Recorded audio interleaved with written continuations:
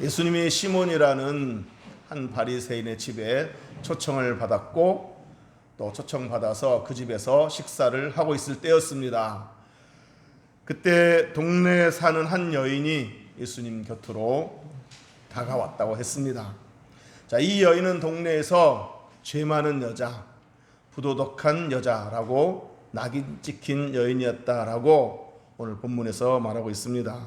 자, 그러니까 이 여인은 과거에 동네 사람들이 다 알고 있을 정도로 어떤 큰 죄를 저질렀거나 아니면 지금도 그 동네에서 몸을 팔고 사는 창녀였을지도 모르겠습니다. 어쨌든 자세한 내막은 알 수 없지만 동네 사람들에게 부도덕한 여자로, 죄 많은 여자로 낙인 찍히고 손가락질 받는 이 여인이 예수님 곁으로 다가오더니만 예수님 발 앞에 무릎을 꿇고 눈물을 뚝뚝 떨어뜨리는 것이었습니다. 어느새 예수님의 발은 여인이 흘린 그 눈물로 흠뻑 적시게 되었습니다. 그러자 여인은 엎드려 눈물로 적신 그 발을 자신의 긴 머리털로 정성껏 닦아드렸습니다. 자, 그리고 예수님의 발에 입을 맞췄습니다. 자, 그리고는 처음부터 준비해온 값비싼 향유를 예수님의 발에 아낌없이 부어드렸다고 했습니다. 자, 이때 예수님을 집에 초청했던 집주인 바리새인이 이 모든 광경을 다 지켜보더니 마음속으로 이렇게 말했습니다. 우리 39절 다 같이 읽어보겠습니다. 예수를 청한 바리새인이 그것을 보고 마음에 이르되 이 사람이 만일 선지자라면 자기를 만지는 이 여자가 누구며 어떠한 자 곧 죄인인 줄을 알았으리라 하거늘. 아멘. 자, 예수라는 이 사람이 만약에 선지자라면 지금 옆에서 울고 눈물을 뚝뚝 떨어뜨리고 자신의 머리털로 예수님의 발을 닦고 향유를 부었던 이 여인이 동네에서 얼마나 부도덕한 여자인지를 알아차렸을 것이다. 선지자라면 대번에 이 여인이 누구인지를 알아차렸을 것이다. 그러면 곧바로 이 여인을 내쳤을 것이다. 물리치게 될 것이다. 이렇게 속으로 말했다는 겁니다. 자, 그러자 이 바리새인의 속마음을 알아차린 예수님께서 바리새인에게 할 말씀이 있다고 하시면서 이렇게 질문을 던지셨습니다. 우리 41절 42절을 다 같이 읽어보겠습니다. 시작. 이르시되 빚주는 사람에게 빚진 자가 둘이 있어 하나는 500데나리온을 졌고 하나는 50데나리온을 졌는데 갚을 것이 없으므로 둘 다 탕감하여 주었으니 둘 중에 누가 그를 더 사랑하겠느냐. 아멘. 자, 예수님께서 바리새인에게 던지신 질문의 내용은 이겁니다. 어떤 빚진 자가 두 사람이 있었는데 한 사람은 500데나리온을 졌고 또 한 사람은 50데나리온을 졌다. 그런데 두 사람 다 갚을 능력이 없는 가난한 사람들이어서 이 빚준 사람이 이 두 사람을 불쌍하게 생각해서 다 탕감해 주었다. 자, 그랬을 때 두 사람 중에 누가 더 고마워하겠느냐, 누가 더 감격해하고 고마워하겠느냐라는 겁니다. 자, 이 질문을 받은 바리새인은 그야 당연히 많이 탕감을 받은 사람이겠죠 라고 대답을 했습니다. 자, 그러자 예수님께서 바리새인에게 네 말이 맞다 라고 하시면서 이렇게 또 말씀하셨습니다. 너는 내가 너희 집에 들어왔을 때 내게 발 씻을 물도 주지 아니하였다. 그리고 발을 씻을 물을 주지도 않았을 뿐 아니라 발 씻겨 주지도 않았다. 그렇지만 이 여자는 눈물로 내 발을 적시고 그 머리털로 내 발을 닦아주었다. 또 너는 내게 환영의 표시로 입을 맞추지도 아니하였지만 이 여인은 내 발에다가 입을 맞췄다.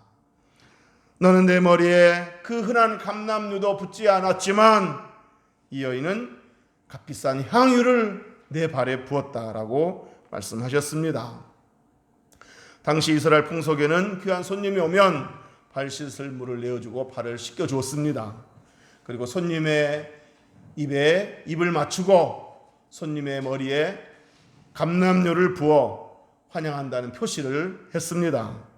자, 그런데 바리새인은 예수님을 초청해 놓고서 이런 기본적인 예의도 갖추지 않았다는 겁니다. 자, 이에 비해 여인은 그냥 물이 아니라 눈물로 발을 적시어 자신의 머리털로 발을 닦아드렸고, 입에다가 입을 맞춘 것이 아니라 발에다가 입을 맞추었고, 당시 흔한 감람류가 아니라 값비싼 향유를 머리에 부었다는 겁니다. 물론 입에다가 정면으로 맞춘 건 아니죠. 이렇게 뺨에다가 입을 맞추는 거겠죠. 어쨌든 이 여인은 발에다가 입을 맞추었고 값비싼 향유를 그 발에 부었다는 겁니다. 자, 예수님께서 바리새인에게 이런 말씀을 하시고서 아주 중요한 말씀을 하셨습니다. 죄사함을 많이 받는 자는 많이 사랑하고 죄사함을 적게 받은 자는 적게 사랑한다, 이런 말씀을 하셨습니다. 이 말씀의 의미가 뭐겠습니까? 앞서 예수님이 말씀하셨던 대로 탕감을 많이 받은 자는 많이 고마워하고 탕감을 적게 받은 자는 적게 고마워하듯이 죄사함을 많이 받은 자는 많이 사랑하고 죄사함을 적게 받은 자는 적게 사랑한다라는 의미입니다. 이 말은 곧 여인이 예수님께 다가와 눈물로 예수님의 발을 적시고 머리털로 예수님의 발을 닦아드리고 값비싼 향유를 예수님 머리에, 예수님 발에 아낌없이 부어드려 감사함과 사랑함을 표시했던 것은 여인이 예수님께로부터 많은 죄를 이미 사함받았기 때문에, 혹은 사함받을 것이기 때문에 라고 생각해서 그렇게 했다는 겁니다. 그런데 바리새인, 너는 나를 집에 초청하기는 했지만 발 씻을 물도 주지 않았고 입을 맞추지도 않았고 흔한 감람류도 붓지 않았다. 이건 나에게 감사한 마음이 적었기 때문이고, 감사한 마음이 적었다는 말은 네 스스로 네 죄가 적다고 생각했기 때문이고, 그래서 죄사함을 받은 일이 혹은 받을 일이 그리 많지 않다고 생각했기 때문이다, 이런 의미로 말씀하신 겁니다. 자, 그럼 여기서 따져봐야 할 것이 있습니다. 과연 바리새인의 죄는 예수님에게 죄사함을 받지 않아도 될 만큼 죄가 없는 사람인가? 여러분, 물론 사람끼리 비교했을 때는, 이 사람과 저 사람 이렇게 비교했을 때는 이 사람 참 신사적이다, 법 없이도 살 사람이다, 양심적이다, 이런 비교가 가능합니다. 하지만 여러분, 하나님 앞에서, 하나님의 거룩한 빛 앞에서 서 있을 때는 모두가 다 죄인이란 사실입니다. 여러분, 옛날 재래식 화장실에 있는 구데기들 보십시오.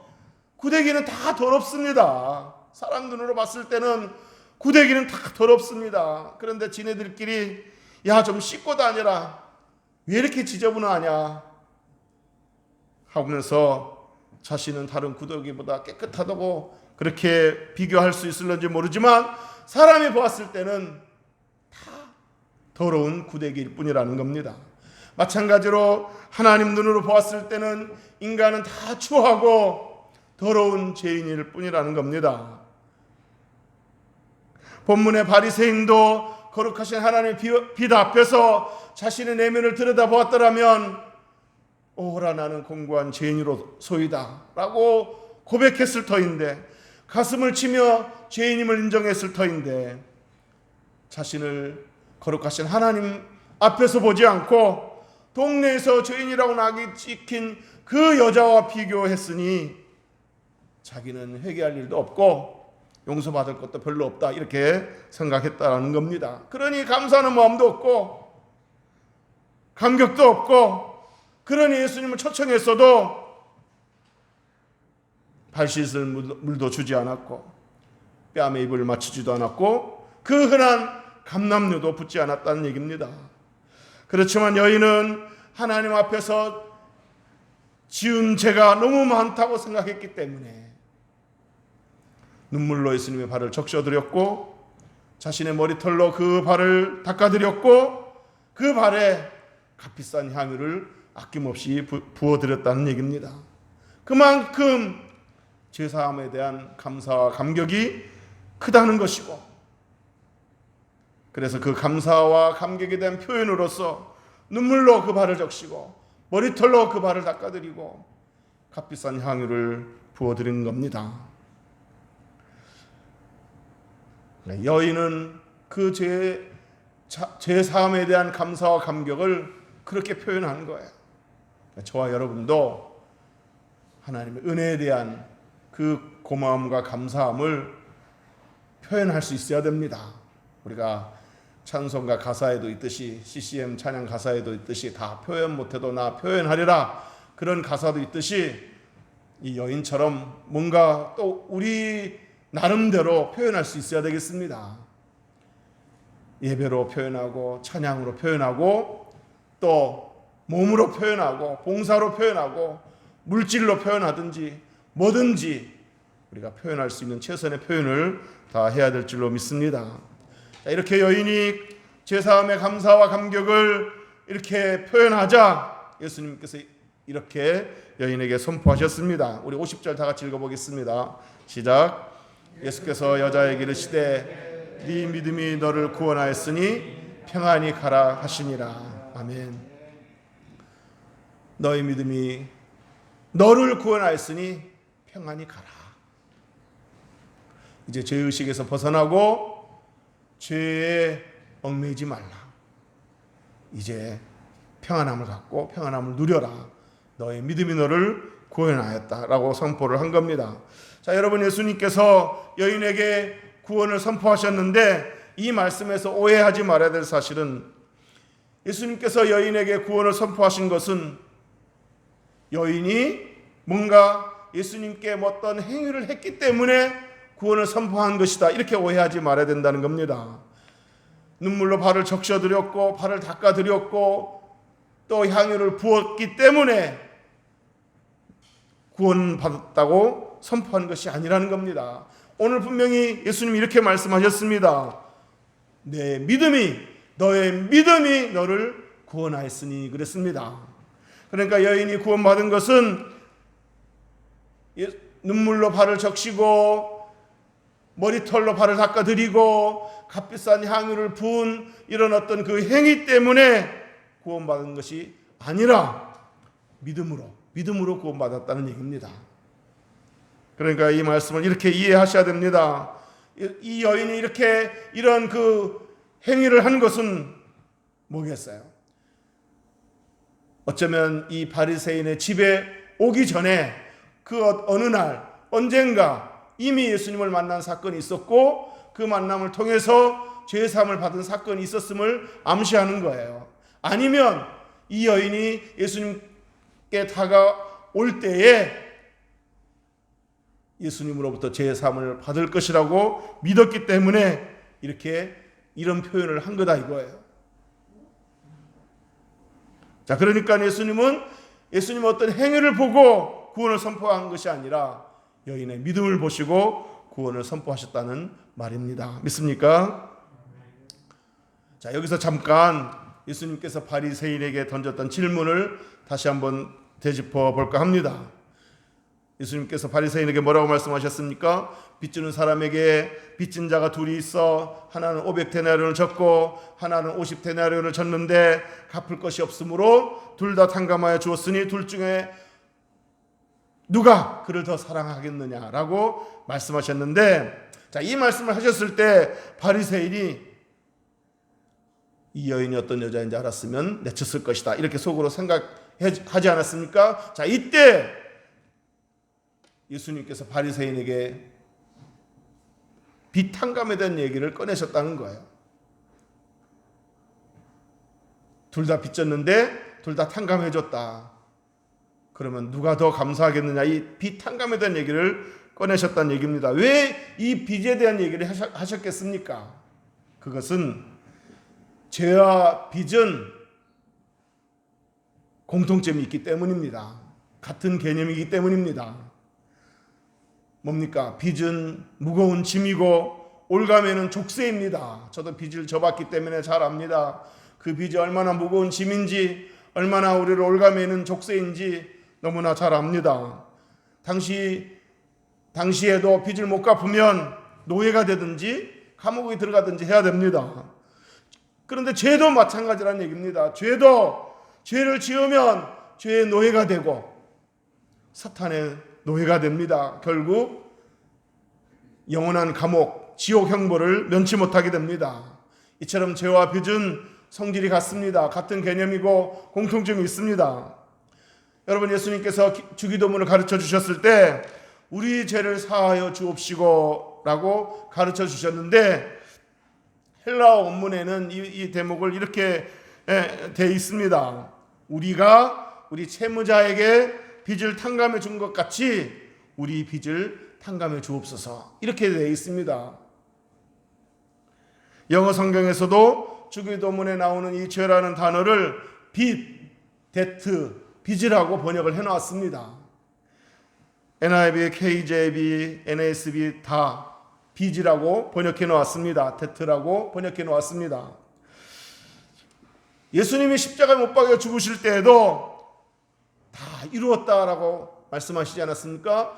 이 다 이루었다는 말씀의 의미도 빚 다 갚았다, 그런 뜻입니다. 그러니까 우리가 죄를 지었으니 우리가 갚아야 할 그 죄의 빚, 그 죄값을 예수님이 십자가에서 죽으심으로 다 갚으신 겁니다. 죄의 빚을 다 갚으신 겁니다. 그래서 예수님께서 십자가에 죽으실 때 다 이루었다, 빚 다 갚았다라고 말씀하신 겁니다. 이처럼 죄와 빚은 같은 개념입니다. 그래서 오늘 본문에서도 예수님께서 죄사함에 대한 말씀을 빚을 탕감해 주는 것으로 비유를 하신 겁니다. 500데나리온 빚진 자와 50데나리온 빚진 자 똑같이 탕감을 받았을 때 누가 더 고마워하겠느냐, 누가 더 감사하고 사랑하겠느냐라고 질문하셨을 때는 그 의미가 뭐겠습니까? 죄사함을 많이 받은 사람과 죄사함을 적게 받은 사람 중에 누가 더 감사하고 사랑하겠느냐, 그런 의미인 겁니다. 그러므로 여인이 눈물로 예수님의 발을 적시고 자신의 머리털로 그 발을 닦아드리고 그 발에 향유를 부어드린 것은 다른 어떤 사람보다 자신은 죄가 많다는 것을 인정하고 다른 누구보다 죄사함을 많이 받았기 때문이라고, 혹은 받을 것이기 때문이라고 믿었기 때문에 그렇게 한 거다 하는 겁니다. 그래서 그 믿음으로 구원받은 겁니다. 여러분, 어떤 사람은 누가 봐도 저 사람 참 인격적이다, 양심적이다, 선한 사람이다 라고 생각하는데 정작 본인은 나는 하나님 앞에서 중한 죄인이다 라고 고백하는 사람이 있습니다. 다 하나님 앞에서 죄인인데 어떤 사람은 내가 뭔 죄를 지었어, 내가 살인을 했어, 도둑질을 했어, 이렇게 말하는 사람이 있는가 하면, 어떤 사람은 정말 누가 봐도 저 사람은 정말 양심적으로 산 사람인데도 기도할 때 보면 하나님 나는 정말 중죄인입니다, 이렇게 고백하는 사람이 있다는 거예요. 사도 바울이 바로 그랬습니다. 사도 바울은 예수 믿기 전부터 율법대로 살려고, 의롭게 살려고 애를 썼고 양심에 거리끼지 않게 하려고 무단히 애를 썼던 사람입니다. 그러나 어느 날 예수님을 인격적으로 만나고 나서 하나님 거룩한 빛 앞에 서서 보니까 자신은 하나님 앞에서 율법을 다 지키지 못한 죄인이었고 지킬 수도 없는 무능한 죄인임을 발견하고 오라 나는 죄인으로서이다, 이렇게 고백하지 않습니까?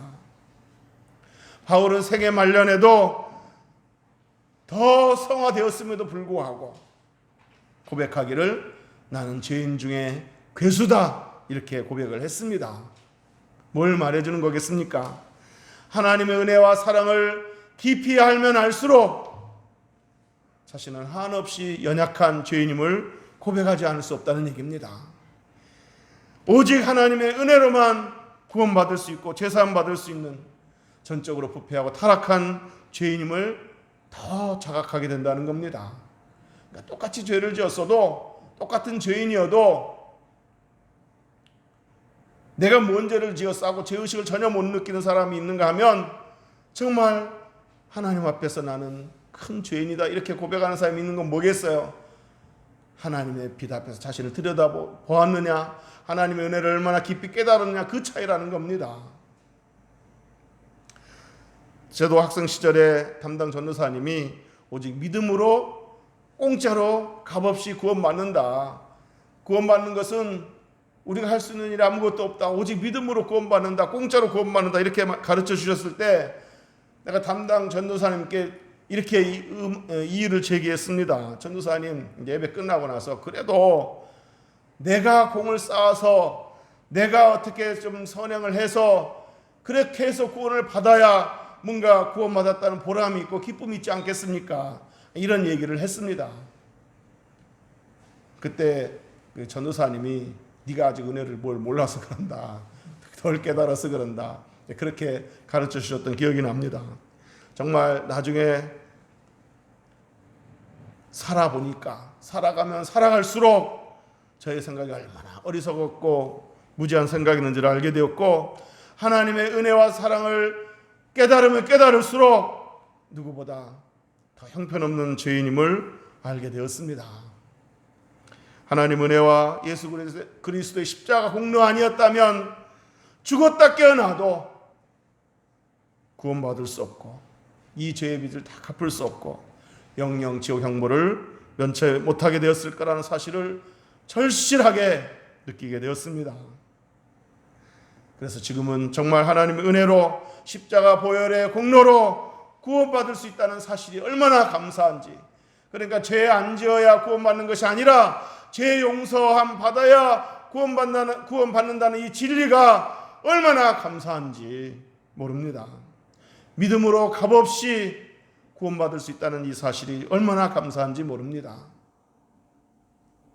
어떤 사람은 내가 그래도 믿었기 때문에 구원받은 거 아닌가, 또 이 믿음을 또 공로로 생각하는 사람이 있는데, 믿음이라는 것은 하나님께서 값없이 주는 선물을 이렇게 제가 받겠습니다, 염치 없지만 받겠습니다 하는 그런 내면 손에 불과하는 겁니다. 믿음은 공로가 아닙니다. 여러분도 동의하십니까? 자, 이제 말씀을 정리하도록 하겠습니다. 바리새인이 예수님을 초청했을 때 바리새인은 예수님을 율법 선생이나 선지자 정도로 생각했지만 여인은 예수님을 어떻게 생각했습니까? 나 같은 죄인을 구원하러 오신 메시아 구주임을 믿었습니다. 바리새인은 자신의 죄를 보지 못하고 남을 정죄하기를 좋아했지만 여인은 자신의 죄를 인정하고 애통해하면서 죄사함을 구했습니다. 바리새인은 예수님을 초청하여 식사 대접을 하기는 했지만 예수님을 삶의 주인으로 모시지 않았고 예수님을 푸대접했지만 여인은 예수님의 발 앞에 엎드려서 예수님께 향유를 부어드림으로 예수님을 삶의 주인으로 대접해드렸습니다. 바리새인은 예수님과 함께 있으면서도 예수님과 함께 있는 그 기쁨을 누리지 못했지만 여인은 감사와 감격의 눈물을 흘림으로 참된 영적 기쁨을 누렸습니다. 사랑하는 성도 여러분, 오늘 이 바리새인의 모습이 저와 여러분의 모습이 아니기를 주의 이름으로 축원합니다.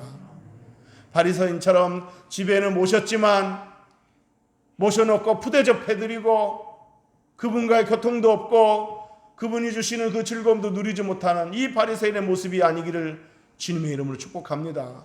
우리도 예수님을 모시긴 했지만 우리 마음의 왕좌에 모신 것이 아니라 그저 우리가 삶의 주인이 되고 예수님은 그저 손님에 불과하고 예수님이 우리 삶 가운데 있지만은 예수님을 의식하지 못하고 살고 예수님을 주인으로 대접하지 못하고 그렇게 살고 있지는 않은지, 바리새인의 모습이 저와 여러분의 모습이 아니기를 주의 이름으로 축복합니다. 대신에 여인의 감사와 감격이 저와 여러분의 감사와 감격이 될 수 있기를 바랍니다. 감사와 감격으로 예수님의 발을 적신 그 여인의 눈물이 저와 여러분의 눈물이 될 수 있기를 주님의 이름으로 축복합니다. 예수님의 발에 입을 맞추었던 그 입술이 저와 여러분의 입술이 되기를 주의 이름으로 축복합니다. 예수님의 발에 값비싼 향유를 아낌없이 부어드렸던 그 헌신이 저와 여러분의 헌신이 될 수 있기를 주님의 이름으로 축복합니다. 기도하겠습니다.